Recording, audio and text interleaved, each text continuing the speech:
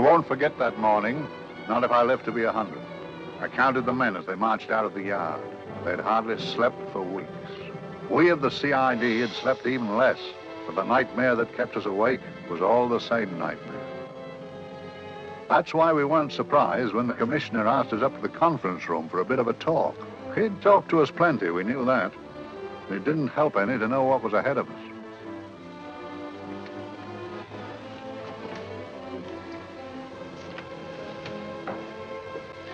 Must we have that window open, Gregson? Oh, shut it if you want to. Chief will be in enough of a temper without having a ruddy blast down the back of his neck.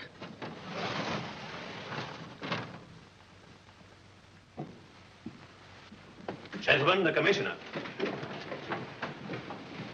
Stuffy in here. Be seated, won't you? Gentlemen, if you wish to know what able men you are, read any of the works of popular fiction that glamorize your achievements, but don't, I beg of you, read the daily papers. They might give you an inferiority complex. I hate to mention it, but we're confronted with a series of the most atrocious murders since Jack the Ripper.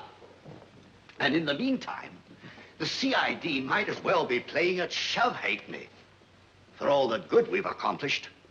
Now look. Here, here, and here. Each of these red flags scattered through the city stands for a woman brutally murdered, a woman's terror, a woman's death agony. These are no ordinary crimes. These are the works of a fiend who kills first and mutilates afterwards.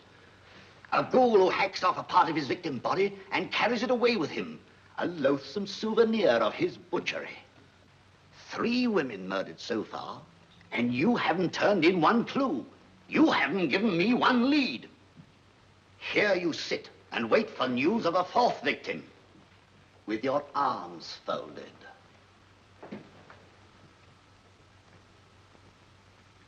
Well, we hadn't long to wait. It was down Lambeth Way where a young woman was hurrying home late last night. She saw something and stopped. It was a constable.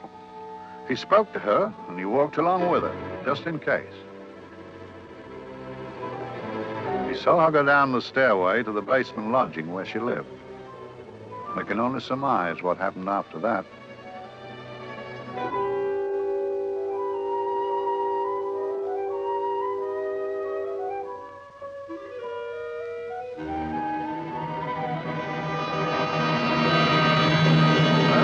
My pride in my pocket and went to see the man who'd so often helped out Inspector Lestrade and myself in the past, Mr. Sherlock Holmes.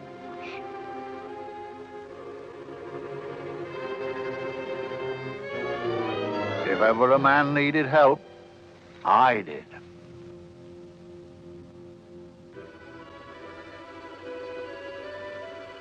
This makes 4, Inspector.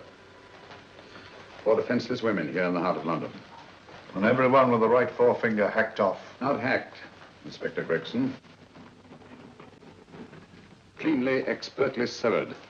The work of a skilled surgeon. That's our only clue. Much about the age of my sister's girl. Is there no way of stopping this, Mr. Holmes? Yes. There's a way, somehow. The fiend that did this. I promise. I promise. We've nothing to go on. That's the rotten part of it. We can't get far without knowing the motive. Well, at least we know what the motives were not. It wasn't robbery, nor passion, thanks be, nor yet vengeance. Because they all came of totally unrelated families. Steady, Inspector, steady. Sorry, Mr. Holmes. I don't turn a hair when it's a bloke who can look after himself. A little slip of a thing like that. Yes, it's horrible. Come on, let's get a drink.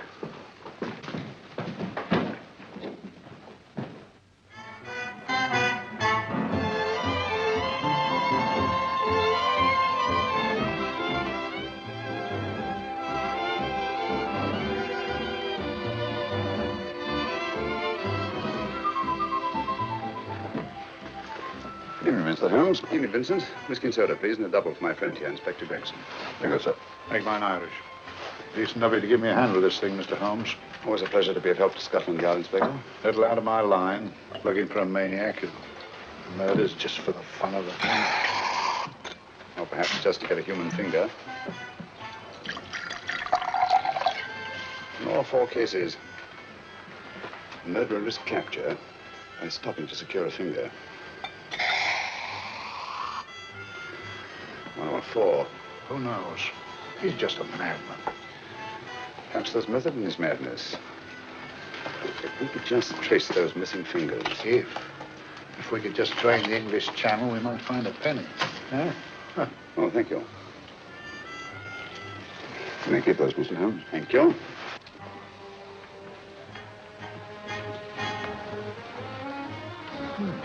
Sir George Fenwick, isn't it? Yes. Is that his daughter with him? Don't be so naive, Inspector. You know everyone, don't you, darling? Well, hardly. A week ago, I didn't know you. A week. How fast it's gone.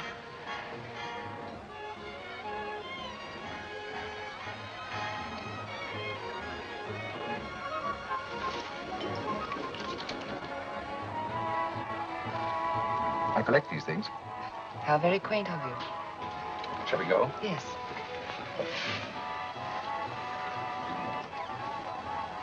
What are you looking at, Mr. Holmes? Looking at a very handsome woman. Not fond of the purple, but giving an excellent imitation. Would you like to come to my flat for a nightcap? Lovely idea. Yes, isn't it?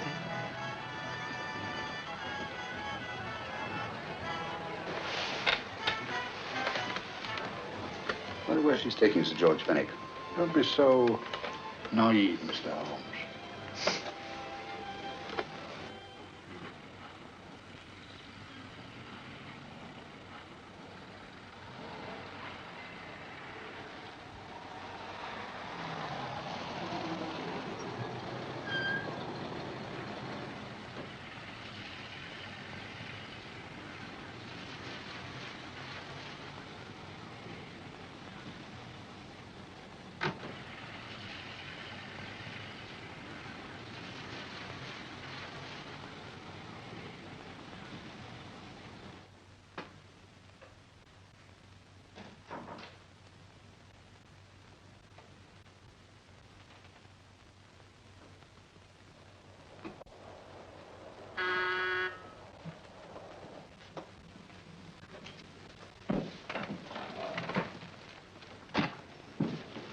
Good evening, Mum. Hello, Grandon. Any messages? No, Mum. Thank you. Drinks, Grandon. One of your nice surprises. Yes, Mum. I say, you don't mean that... Grandon's a marvel, aren't you, Grandon? Yes, Mum. You wouldn't believe the things she can do. Ah, charming place. Delightful. Really? You think so? I'm so glad. Do sit down. Do you mind? Do I mind? Not a question. I don't mind anything, really. Except not being with you. Now, you really don't want me to believe that, do you? Not too seriously. Good. We're both quite grown up, aren't we? Quite.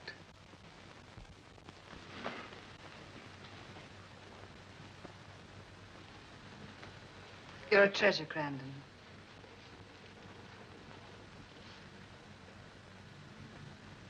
And lower the lights a little as you leave.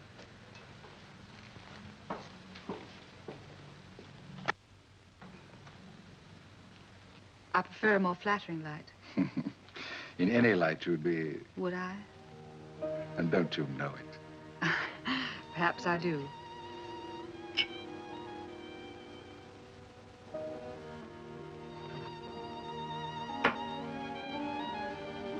Oh, that priceless woman. You wouldn't believe it, but she's absurdly romantic. She loves dreamy music, and she thinks that we... But we do, don't we? Do we? Well, it's rather soothing, restful. Yes. And we all need rest at times, like tired children who've played too long. You've played with wooden soldiers, I suppose. Funny. Hadn't thought of that for years. Toy boats were my special joy. Anything I could set afloat anywhere. Like this. And this. Toy boats sailing into the Never Never Land. The land of beautiful dreams. Look. Look, odd, isn't it, how the light is reflected? Little specks of light that move and move, like stars on a slowly moving stream. You know, Holmes, I'm very sensitive to atmosphere. No? Yes, I can tell by the feel of this room there's been a murder committed here. It may interest you to know, my dear fellow, it was the other side of that door at the foot of the stairs that the poor girl was murdered. If only I could find it. Find what? The one thing these unfortunate victims have in common that might give us a motive for these murders. There must be something. Another Jack the Ripper, if you ask me, a homicidal maniac. No, Watson. In the case of Jack the Ripper, there was one thing in common. His victims were all from one walk of life, living in the same section of the city. In this case, the murderer chooses his victims from all walks of life and from different sections of the city. No, my dear fellow, this is not the work of a homicidal maniac. It's something infinitely more sinister. You give me the creeps. What on earth are you talking about? Watson, I'm convinced that these murders are only incidental to some larger and more diabolical scheme. That may be, but why the severed fingers? The answer to that question, my dear fellow, is our only hope of solving these mysteries. Dear sister, I am so happy. I had such a lovely holiday at Brighton with you and Alf. And I'm looking forward to being with you again. Poor little thing. Sort of raises a lump in your throat. I can picture her sitting here happily writing this letter.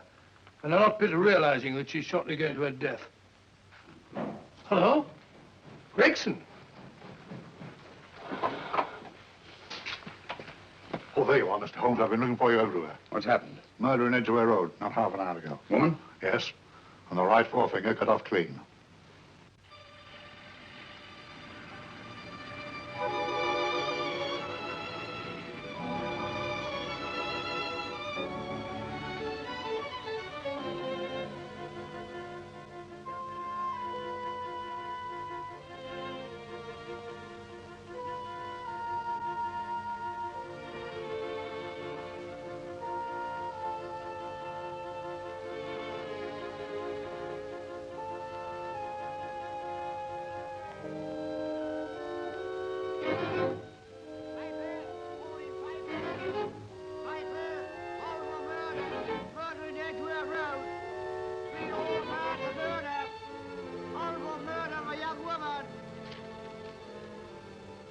Piper!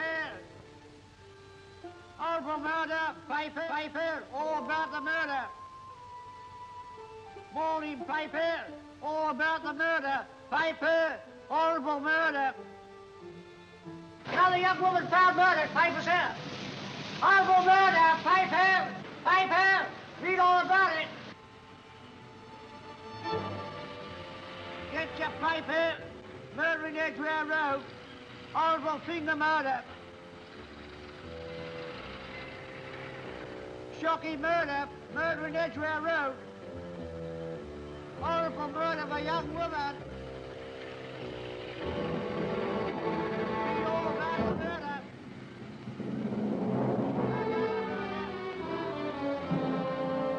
Only fancy, Mum. There's been another of those horrible murders. Dear, dear, how shocking. Yes, Mum. I really don't feel quite safe here myself. Oh, dear.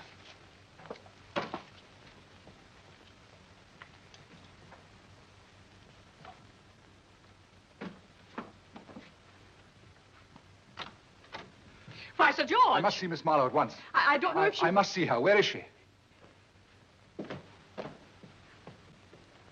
Lydia. Why, Sir George, what is it? What happened? I don't know. You'll have to help me. You've got to help me. But I don't understand. Listen, I woke up a few minutes ago in a cheap boarding house off Edgware Road. I don't know how I came there. I don't know when. The last thing I remember is being here with you. Calm yourself, Sir George. When did I leave here? Well, it was about, It was 10:45, Mum. Precisely. You seemed, forgive me, just a little distressed. Detached, not interested. I thought I'd said something to offend you. I don't remember.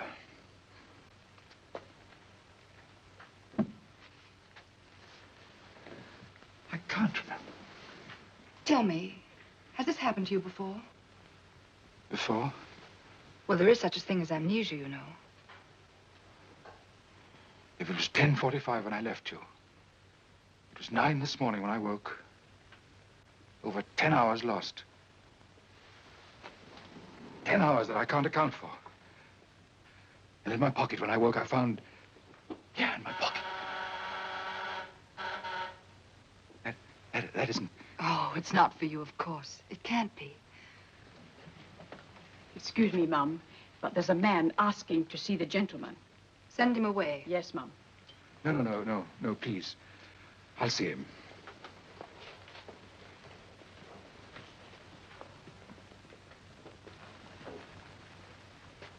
Well? Delightful room. Not much like the place you woke up in this morning. You followed me here? Yes. Are you a detective? Oh, no. Quite the contrary. Don't be afraid, Sir George. You know my name? Oh, yes. A very old and highly honored name. And being the bearer of such a name, and also a very wealthy man, I thought you might care to possess yourself of this trifle. Rather than let it fall into the hands of the police. It is yours, if I'm not mistaken. The initials, GF. Where did you get this? It came out of your pocket. I saw it fall, but you never noticed. You were very busy, bending over something with a knife. Then you put something in your pocket.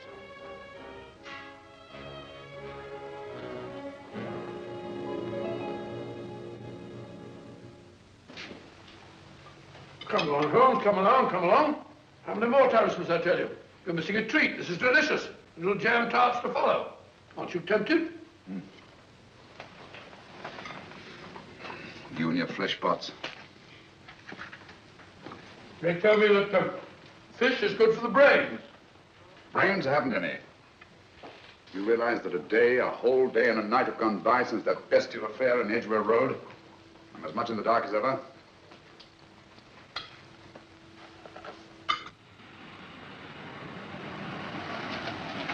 Hello, here comes a client, unless I'm very much mistaken.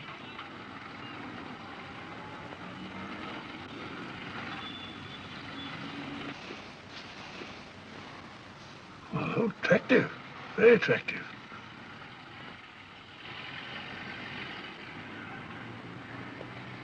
Obviously, she left home under the stress of some very great emotion. How do you know that? She isn't wearing any gloves. A startling omission in a young lady of fashion. No, she didn't put her coat on. Open car, too.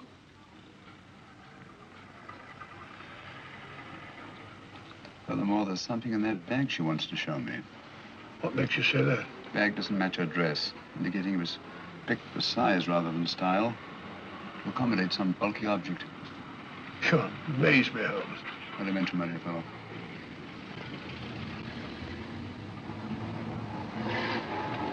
Well, that's interesting. What is? That cab, turning at the empty house.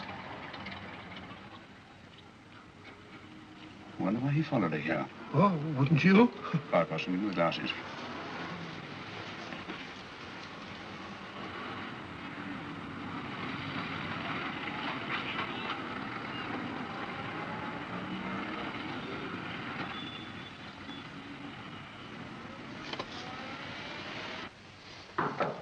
Well, we shall soon know. Yes, Mrs. Hudson? It's a young lady, sir. Most urgent. Ask her to come in. Go right in, miss. Mr. Holmes? Yes, this is my friend, Dr. Watson. How do you do? How do you do? Mr. Holmes, you must excuse me, please. Yes, well, won't you sit down? Come along. May I? It's quite all right. Thank you.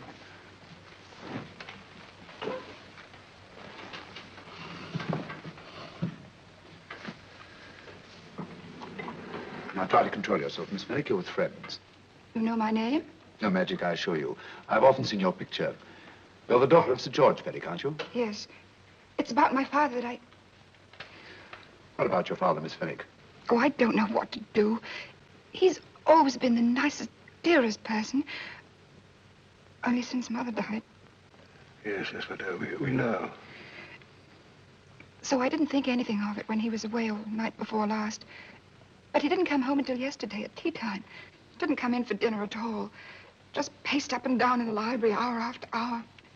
I begged him to let me in, but he wouldn't. Steady, steady. Now take your time. I couldn't sleep a wink last night. Then I started hearing things. Hearing things? What sort of things? I heard someone in the garden underneath my window. Then I saw a figure moving down the garden path. And I recognized my father, stealing through his own garden like a thief.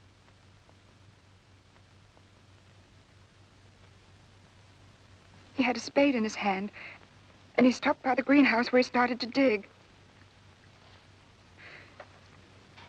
This morning, at daybreak, I stole out into the garden and found this.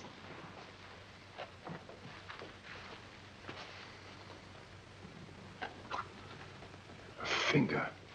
A human finger. Bring up Scotland Yard, will you, Watson? Ask them to get hold of Inspector Gregson and tell him to meet us at once at George Finnick's house, Kingston. Operator, get to Scotland Yard quick. Where's my father, Norris? He's still in the library, miss. Thank you. We'll see him right away. Will you come with me, please? Thank you.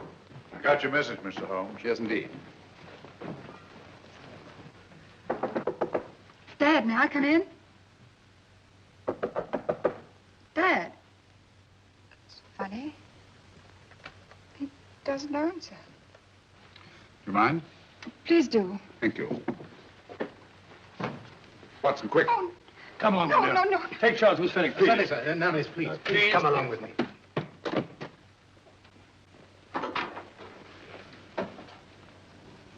Ed? Yes. What do you make of it, Doctor? Shot in the back, between the second and third ribs. The bullet undoubtedly penetrated the heart. Look at the powder marks on his coat. I was afraid of this. What do you mean?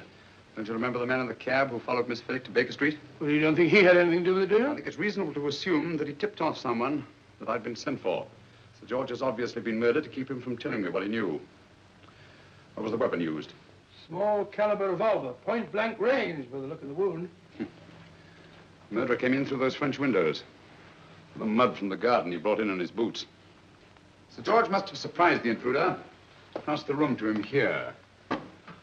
What follows, we can't tell. But from the location of the wound, I'd say that he turned his back for a moment, and as he turned, the muzzle of the revolver was placed between his ribs and one muffled shot fired. And you mean to say he kept on going, even after he was shot? There's no doubt about it. Look there. The trail of blood leads us back to the desk. There's something Sir George was after. Something. I know. He was trying to summon help, poor chap. I don't think so, Watson. There's the bell pull by the fireplace. No, you'll notice from the trail of blood that Sir George made straight for this desk here. I wonder, there was something he was desperately anxious to get. Hello. His right hand's clenched. That's perfectly natural. Death agony. The left hand lies open. Why only one hand clenched in the death agony?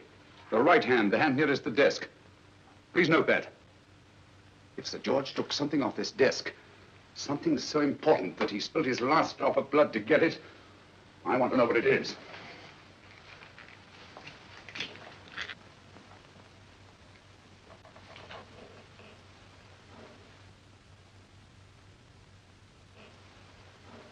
It's nothing but an ordinary match folder. Where does that lead us? I imagine to something very important, Gregson. This match folder's from Pembroke House. Why shouldn't it be? He was there, you know. We saw him yesterday. Yes, but the effort he made after he was shot to get hold of this match folder. It's just possible he wanted someone to remember Pembroke House. He may have wished to recall it to someone who saw it there. Someone who, like ourselves, saw him with a woman.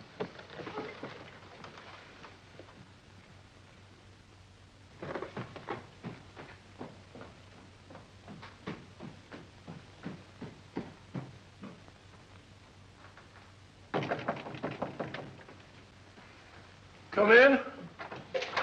Oh, Dr. Watson, this came by hand from Mr. Holmes not 10 minutes ago. Thank you, Mrs. Elson. That would be the report from Mr. George's bank. Report from Sir George. Oh, really? Don't you remember his daughter told us that he'd just closed his account? Had it looked into at once.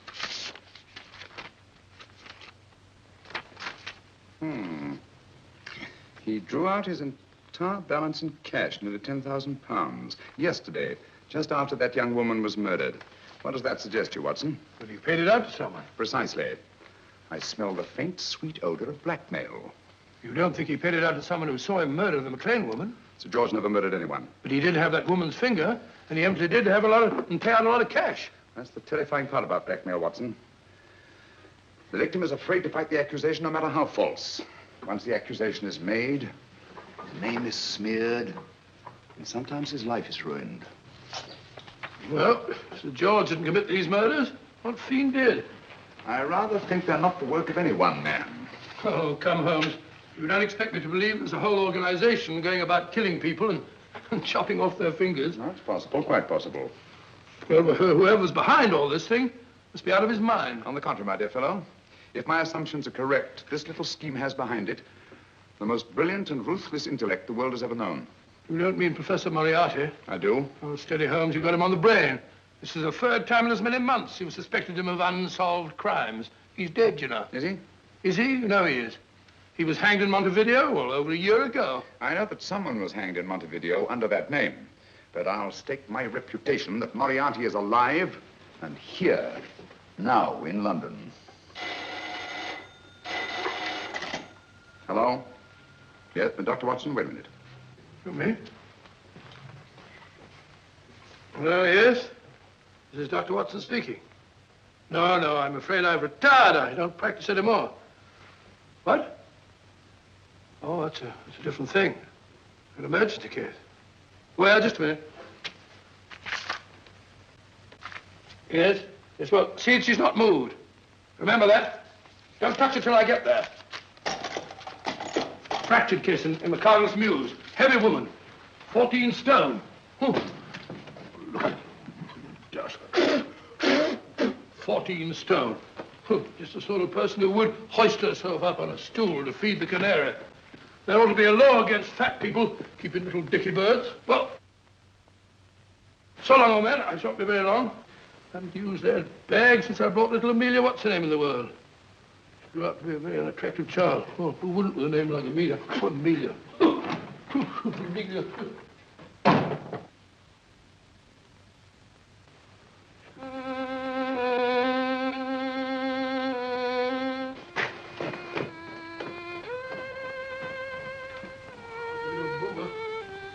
People so stupid about accidents.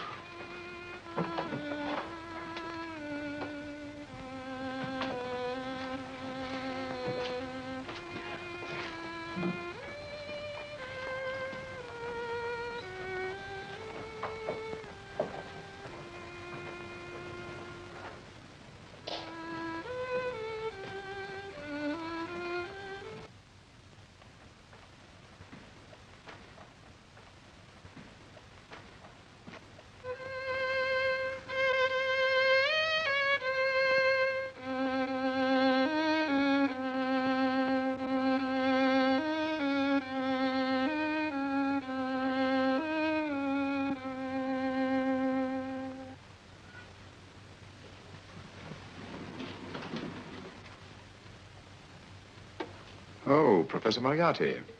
Not that I wish to appear inquisitive, but to what am I indebted for the pleasure of this visit? Scotland Yard will be interested. It's very convenient for me to have Scotland Yard think that I'm still dead in Montevideo. I never dreamed of fooling you. Thank you. The thought occurs to me, Mr. Holmes, that there are some advantages in living within the law. You are very comfortably fixed here, aren't you? As I get on in life, the little comforts appeal to me more and more. Oh, I beg your pardon. Won't you sit down? Thank you.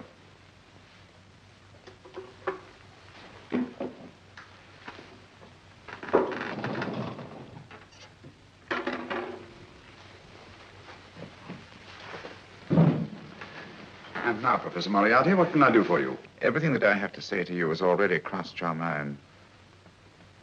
And my answer has no doubt crossed yours. Yes, final? What do you think? I shall not rest until you are hanged for the finger murders. You've no proof, you know. No, not a shred. But I have you. I could turn you over to the police here and now. You could. But if you did, you'd never see Dr. Watson again. Oh, the telephone call. Quite. I rather assumed you had taken some such precaution. Or I should have snatched up a revolver and indulged in a fit of heroics when you came in. Very smart, aren't you? Not smart enough, or I should have anticipated you. But if any harm comes to Dr. Watson, I shall seek you out. I shall not rest until I find you, and when I do... No harm will come to Dr. Watson this time. But I can't answer for the future. Mr. Holmes, I should strongly advise you to drop this case. Don't be silly. Think it over. We've had many encounters in the past. You hope to place me on the gallows. I tell you, I shall never stand upon the gallows.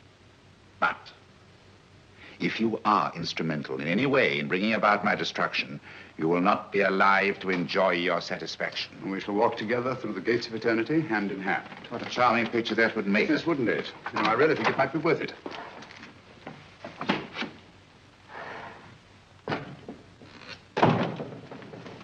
Shoelaces, Governor? Tuppence a pair. And strong enough to hang yourself. How many more times must I tell you I don't want your filthy shoelaces or your company? Shoelaces, Governor? Blasted impertinence. Run along, my good man, or I'll give you in charge. Shoelaces, Governor? Shoelaces, Governor? Help a poor bloke. What's only got one arm? Any luck with Mr. Holmes? You can read his obituary in tomorrow's papers.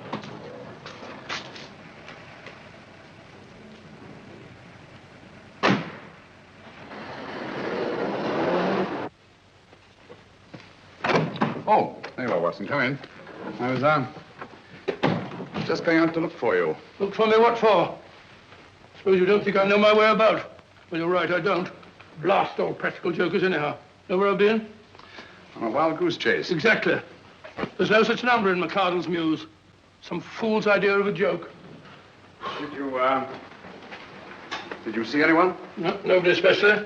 Only a whining old idiot selling bootlaces. Persistent beggar, wasn't he? Stuck to you like grim death. Huh? How do you know? And finally left you for someone who looked like better pickings. Someone, my dear Watson, was Professor Moriarty himself. What? He's just called on me. Moriarty here and you let him go? But you must be out of your mind. Why? Well, he bluffed me into believing that he was holding a friend of mine as hostage. Friend of yours who? Oh, nobody very important, just a fat, lazy fellow. Medical man, I believe. Medical man? Do I know him? Yes, I think you do. A fellow by the name of Watson. Watson, never heard. Who, me? I'm afraid so, old fellow. Your street hawker's job was to do away with you in a certain contingency. And you let Moriarty go?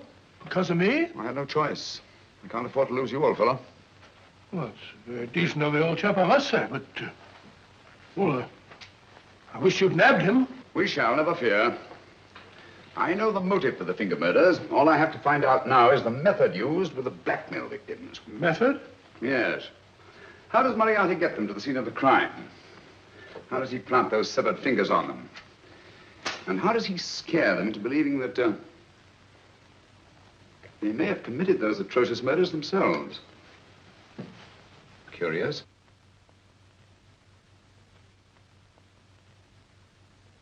Very curious.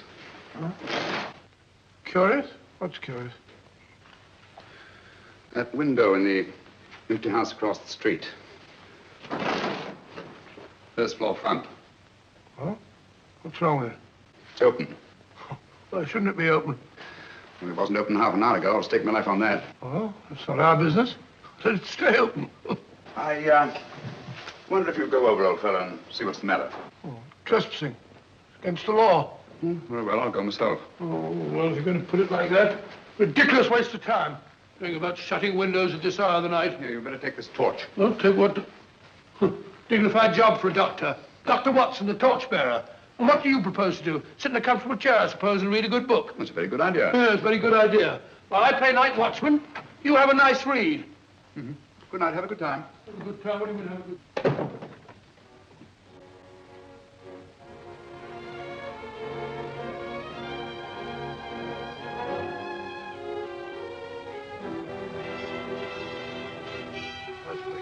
done everything.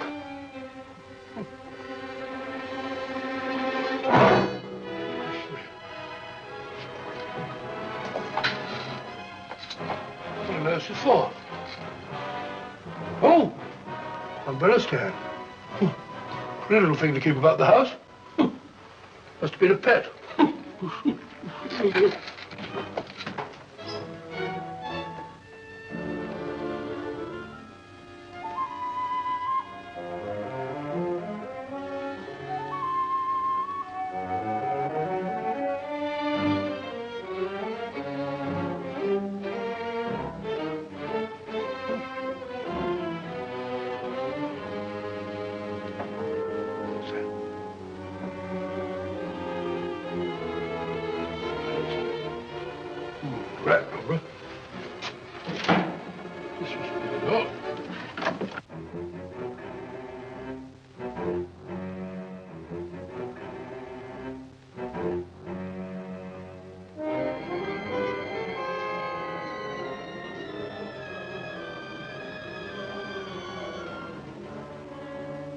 While he sits comfortably reading a book.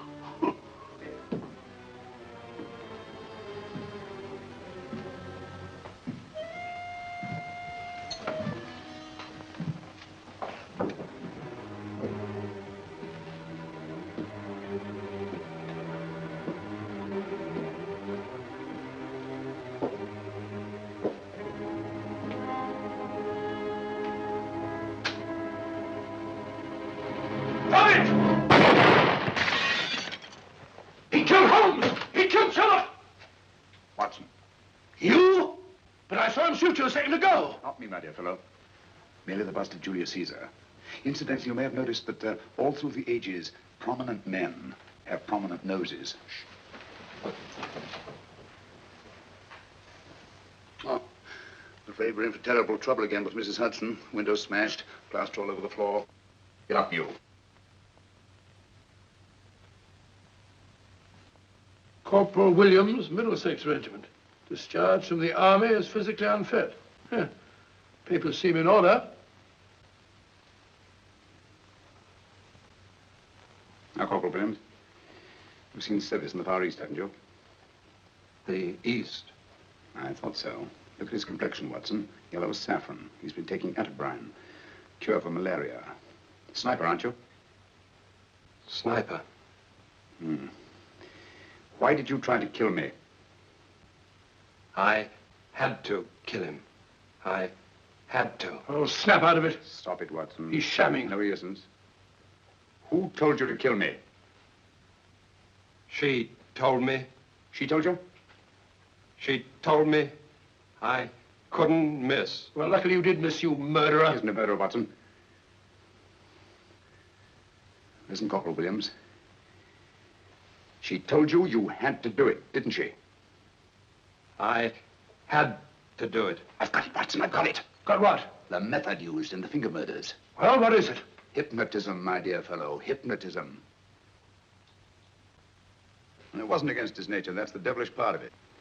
They picked a man for their purpose whose job was sniping. Who are they? Professor Moriarty and his finger murderers. Williams spoke of a woman. I think you'll find that she asked him home tonight for a drink. Nice quiet rooms, soft lights, music. You got it all pat, Mr. Holmes. What's the lady look like? Oh, up 30, nice figure, blonde, lustrous eyes. Oh, really? Got a phone number? Oh, so? Williams will give us her address. Look after him, Gregson. Don't let anyone come near him. He's our key witness in the finger murders. Well, I hope you're guessing right, Mr. Holmes. Get up, Williams. Now, go with Inspector Gregson anywhere he tells you. Come on. Yeah. Ring me as soon as he comes to himself, will you? I will. Good night, gentlemen. Good night.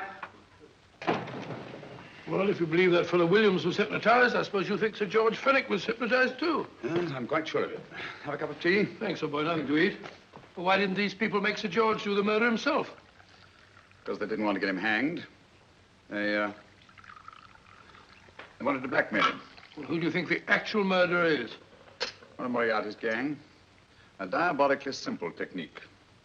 Kill a woman. Yes, but why cut off the fingers?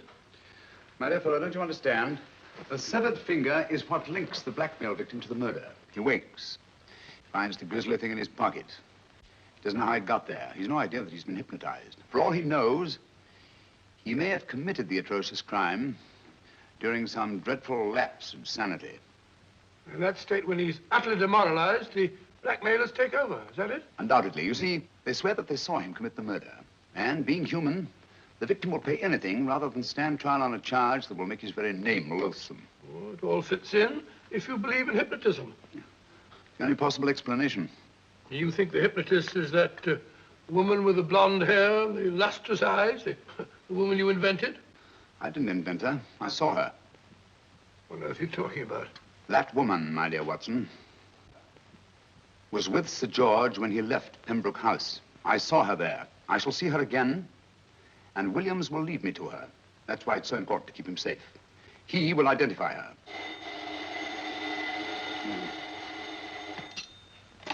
Hello? Yes? Inspector Gregson? What? Well, get every constable in the district. Yes, I'll be over at once. What's happened, Holmes? Williams is missing. Great Scott! Come on.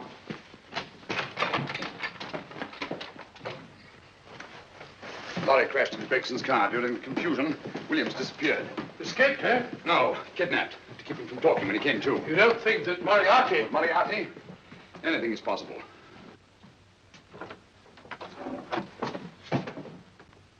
Williams! Dead. You see, anything is possible.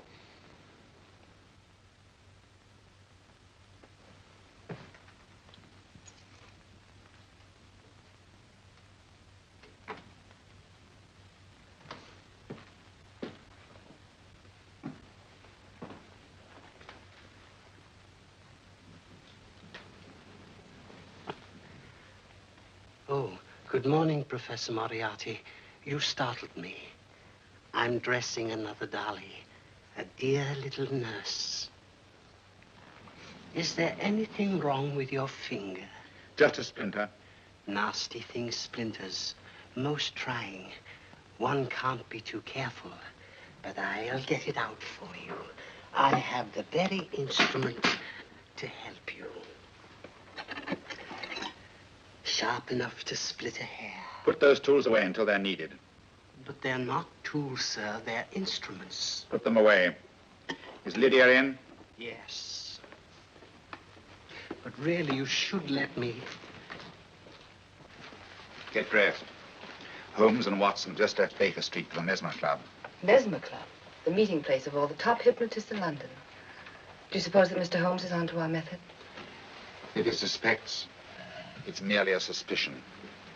It's our business to see that it ends there. I hope you're right. Williams passed away before he could talk, remember? What do you want me to do? Go to the Mesmer Club, meet Holmes, and induce him to come back here. Isn't that a bit dangerous? Every meeting with Sherlock Holmes is potentially dangerous. However, you say he didn't see your face at Pembroke House. And how would you suggest I get Mr. Holmes to accompany me here? Kidnap him? Oh, no. Holmes has one weakness, his insatiable curiosity. If you can arouse that, you can lead him anywhere. It's up to you to take advantage of any opportunity that may arise. This way, please, gentlemen. I'll tell Dr. Onslow that you're here. Thank you. So this is the Mesmer Club. If you ask me, hypnotism is a lot of mumbo-jumbo. Oh, come now, Watson. As a medical man, you must admit that hypnotism has its place in modern science. That may be, but 90% of hypnotists are crooks of the worst kind. Nothing more than a lot of charlatans exploiting weak-willed morons. Ah, Dr. Onslow, I believe. Happy to meet you, Mr. Holmes. Your brother Mycroft suggested I might be of help to you. He's a valued member of our little group of charlatans and crooks. Oh, I beg your pardon, sir. I didn't know you were listening. Behind the curtain. My friend, Dr. Watson. Oh, delighted. How do you do? I wonder now. You see, we're in the midst of a little experimental session at this very moment. If you'd care to join us. Oh, certainly, That'd certainly. be very instructive. Oh, well, will you follow me? Thank you. In treating his patients. But today, the therapeutic value of hypnotism, as we now call it, is conceded by innumerable physicians. Especially is it of value in surgical cases where the administration of local or of general anesthetic is inadvisable. Inadvisable poppycock. Oh, sorry. For the sake of latecomers, I may say that I have placed this subject under profound hypnosis. In this condition, he can feel no pain, even under applications which normally would be excruciating. Excruciating? You excuse me, please. Carter, you are having a peaceful sleep. You feel nothing. Your arms and your hands are without sensation. Mowbray, the long needle.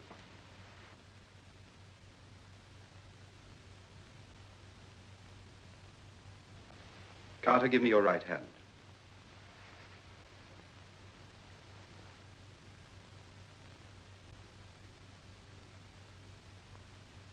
As you observe, the needle has been thrust completely through the subject's hand. No feeling, no pain. This lack of feeling is the one infallible test of profound hypnosis. Nonsense.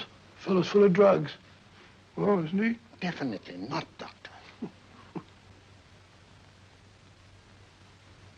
Wake up, Carter, wake up. You feel well and rested, remember. No pain anywhere. Wake up, wake up. I say, when are you going to begin? All through, Carter. Stand up. This way, sir. And, are these all the people that come here? Oh, no. Others keep dropping in all the time. I suppose it's all right for those who believe in it, but of course, I'm a professional man myself. Then you don't believe in hypnotism, Dr. Watson? I don't deny that there are certain types of hysterical, feeble-minded people who go under if you point your finger at them. But anyone with an ounce of character. How right you are. You see right through our little artifices, don't you, Doctor? Right through, my dear sir. Right through. Quite so. But with the feeble-minded, as you say... excuse us, Mr. Holmes. Certainly. Step over here, won't you? Certainly, sir. Anything to oblige. Let me show you how easily we charlatans take advantage of them. Now, sit down, Doctor. Now, we set a thing like this in motion. It's wonderful, the attraction on the feeble-minded, of course. The continuous motion, if they just let themselves follow it. Of course, you could stare at it till doomsday, Dr. Watson, with no effect at all. Still, it might make you a little drowsy, like the white ribbon of road at night when you're driving. The rhythm is smooth, unbroken, and the road goes on and on, round and round, always the same, winding and winding. And you're drowsy, you're tired. Let the road come into you, as it were. The long road, the smooth road, the road to sleep. Sleep.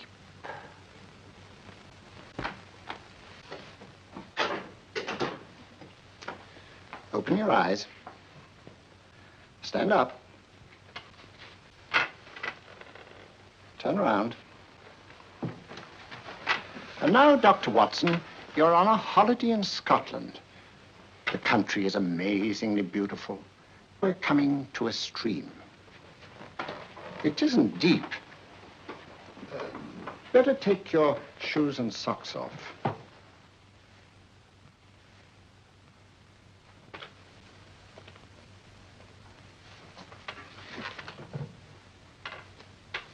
Roll up your trouser.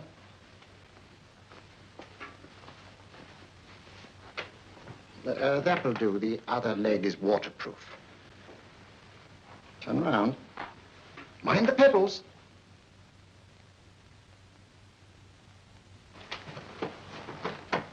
Sit down.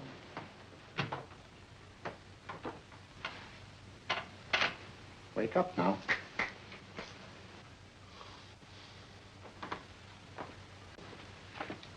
There you are, you see? What did I tell you? It didn't work with me. Why, nobody with an ounce of character.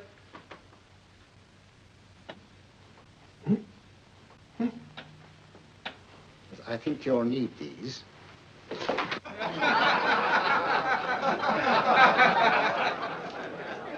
Something to laugh at? Watson, she's here. Oh, the woman you're looking for?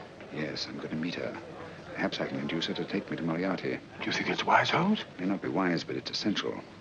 After all, I've held me on with Moriarty in the past. But isn't it dangerous? She might be a hypnotist. My will isn't stronger than hers. I deserve to be hypnotized. Shh.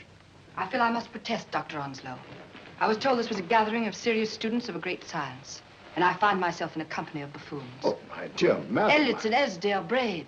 Were those men martyrs for the truth, that you may laugh over your childish, cruel tricks? I must say I'm in complete agreement with you, madam. This was most unnecessary performance, Dr. Onslow. Beg your pardon, sir. My name is Holmes, Sherlock Holmes. At your service, madam. Thank you, Mr. Holmes. I'm afraid I've created a rather embarrassing situation. But you see, I'm interested in the serious study of hypnotism. So am I, too. Perhaps we have something in common, Mr. Holmes. Perhaps we have. Would you join me for a cocktail at Pembroke House? I should be delighted. Good.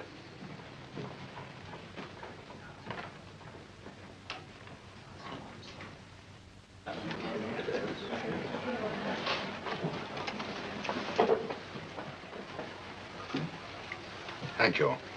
I didn't know there was such a pleasant place in London. It was so nice of you to suggest our coming here. I thought a little pick-me-up would do us good. You mean you thought I looked... I like the way you look. Thank you. I suppose I did lose my head a little at the Mesmer Club. But you see, hypnotism is almost a religion with me. I know so well what it can do to help and heal.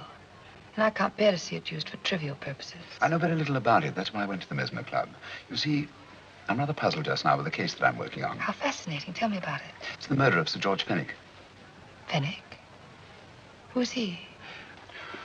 Quite a well-known figure. Odd now I come to think of it. Last time I saw Sir George was here at Pembroke House. Strange. Yes, isn't it? He was sitting, I believe he was sitting at this very table. Cigarette? Thanks. Do go on. There was a charming lady with him. He was lighting a cigarette.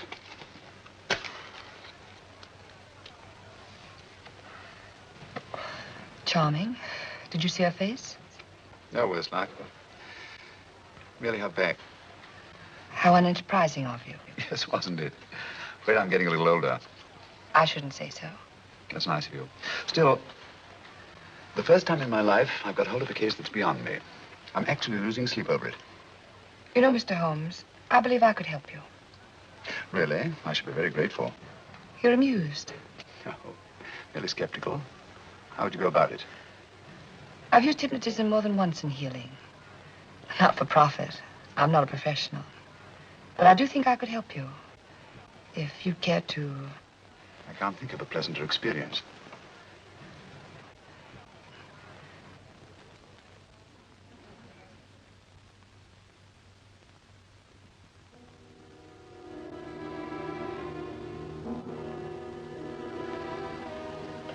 Low lights, music, is that all there is to it?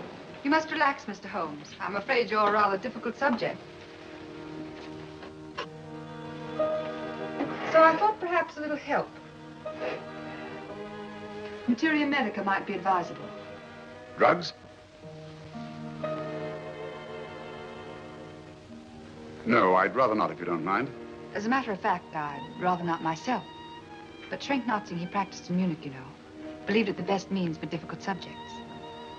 Do you mind? Well, as a matter of fact, I don't approve of sedatives. Just as you wish. We don't have to go on with this at all, you know. Wait a minute. Wait a minute. All right. I'll take a chance. It's really quite harmless. What is it? Cannabis japonica, an oriental soporific. You need water.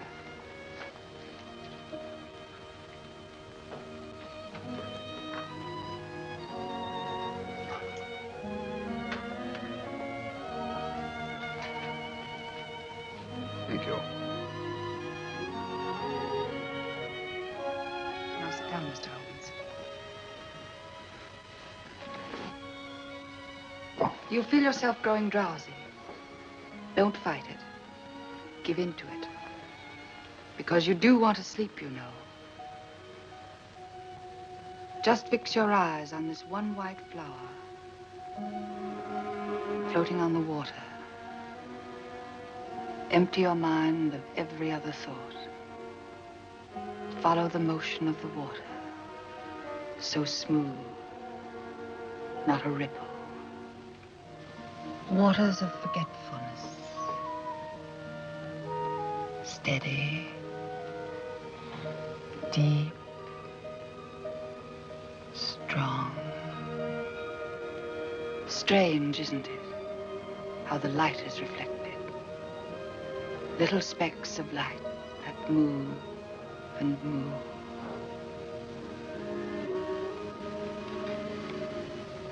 It's restful here.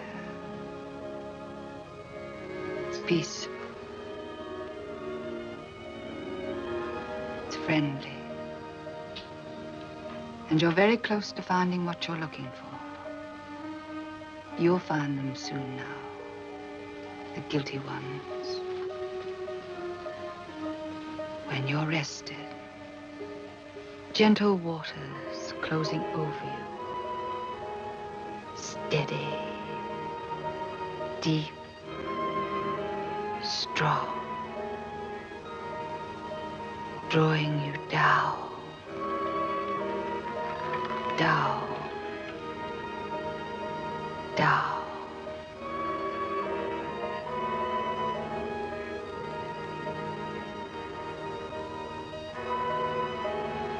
Sleep.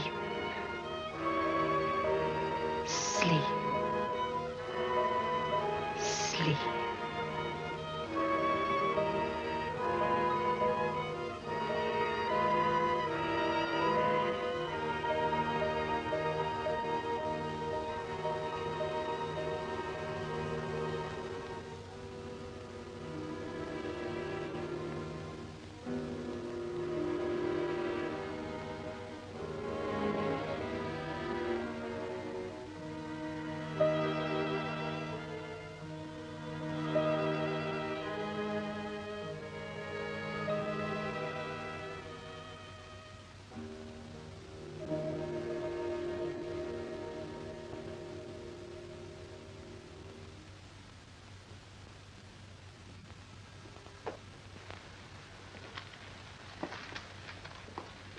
Here he is, Professor Moriarty. Stand up, Mr. Holmes.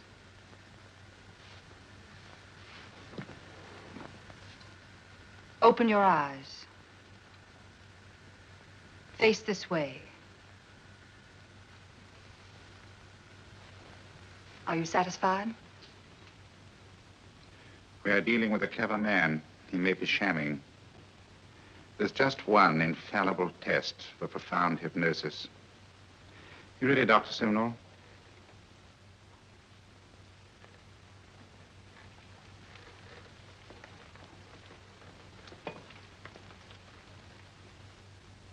That will do, Doctor. He couldn't fake insensibility to the knife. I congratulate you, Lydia. Turn round, Mr. Holmes. Now walk to the desk.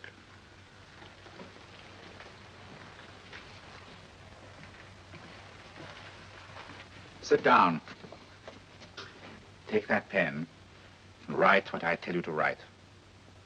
I have at last found a case which I cannot solve.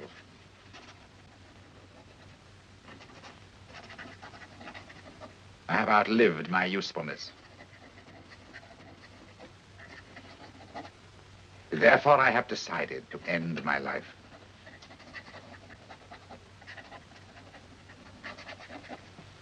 Sign your name. Now blot it.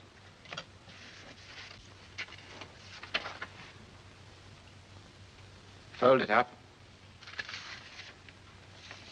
and put it in your pocket. Come, Mr. Sherlock Holmes. Go out onto the terrace. But it won't look like suicide, sir. I'm sorry, but Mr. Holmes' injuries must all be self-inflicted. Let's walk a little, Mr. Holmes. It's so pleasant here in the garden. Just step up here onto the terrace. It's a nice, broad terrace. Now turn to the left and walk slowly to the end of the terrace.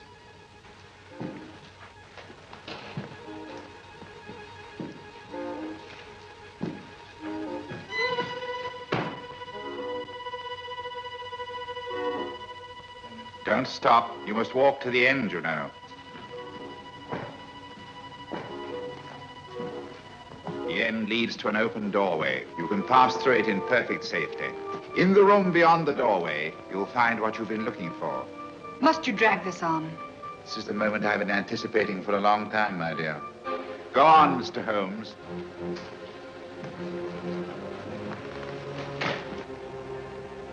Through the open doorway, you will find the man responsible for the finger murders and the death of Sir George Fenning. Professor Moriarty. Holmes! Stand still. What a beautiful view, Watson. I'm quite enjoying it. No, you're not.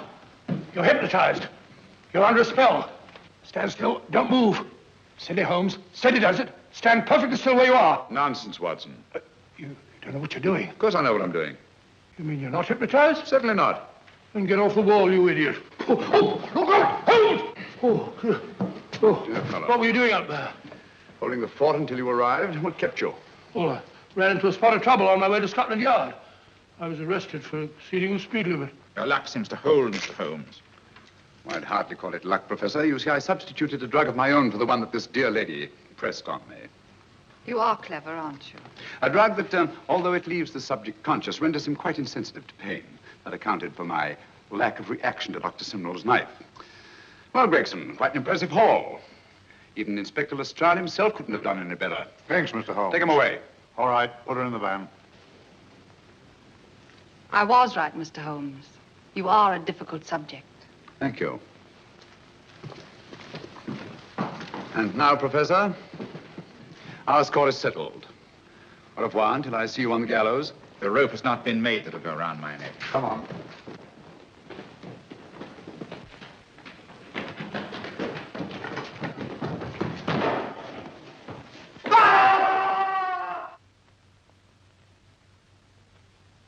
I'll take care of things, Mr. Holmes. Thank you, Inspector. Come on. An evil man, Holmes, but what a horrible death. Better than he deserved. What are you thinking of? I'm thinking of all the women who can come and go in safety in the streets of London tonight. Stars keep watching their heavens. And in our own little way, we too, old friend, are privileged to watch over our city.